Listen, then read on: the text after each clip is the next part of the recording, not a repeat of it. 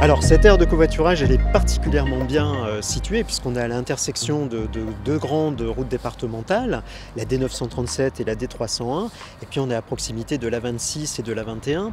Et ce qui fait d'ailleurs que lors de sa création, elle a été très rapidement saturée. Les 56 places ont été rapidement occupées.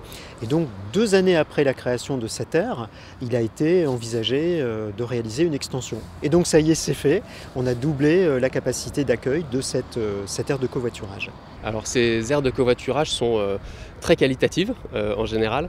Donc ça vise non seulement évidemment à permettre le stationnement des covoitureurs en sécurité pour éviter le stationnement qui pouvait exister quelquefois autour des ronds-points, le stationnement sauvage et dangereux.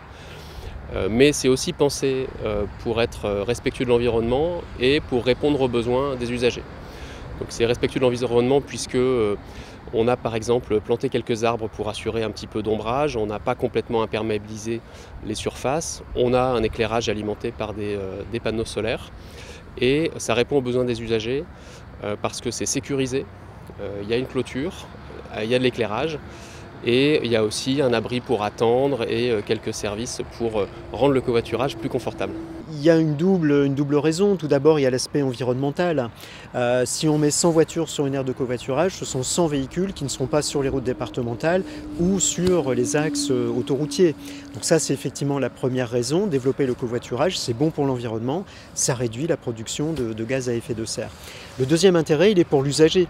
L'usager qui va avoir recours au covoiturage fait des économies. Et il y a quelques études qui prouvent aujourd'hui que cette économie, elle peut porter sur plusieurs centaines d'euros à l'année, et d'où l'intérêt de permettre à l'usager de recourir au covoiturage. S'il n'y a pas les infrastructures, c'est un peu plus compliqué. En créant les infrastructures, comme nous l'avons fait en partenariat avec la SANEF, on permet à l'usager de recourir au covoiturage. Alors on travaille avec le département pour trouver du foncier et pour réaliser le financement de ces extensions. Dans le cas présent, là, sur cette extension, le département a apporté le foncier. La SANEF a financé les travaux à hauteur de plus de 500 000 € et le département assurera ensuite l'entretien de cette aire de covoiturage. Dans le Pas-de-Calais, par exemple, on a déjà construit plus de 600 places de covoiturage sur l'ensemble de notre réseau, 1800 places et bientôt 2500 à horizon 2 ans. Oui, alors c'est effectivement un partenariat entre la SANEF, bien sûr l'État, et le département et les intercommunalités. En l'occurrence, sur l'extension de cette aire de covoiturage, le département a fait l'acquisition foncière auprès de la communauté d'agglomération de Lens-Liévin et c'est la SANEF qui a pris en charge les coûts de viabilisation et de réalisation de ce beau parking de cette aire de covoiturage.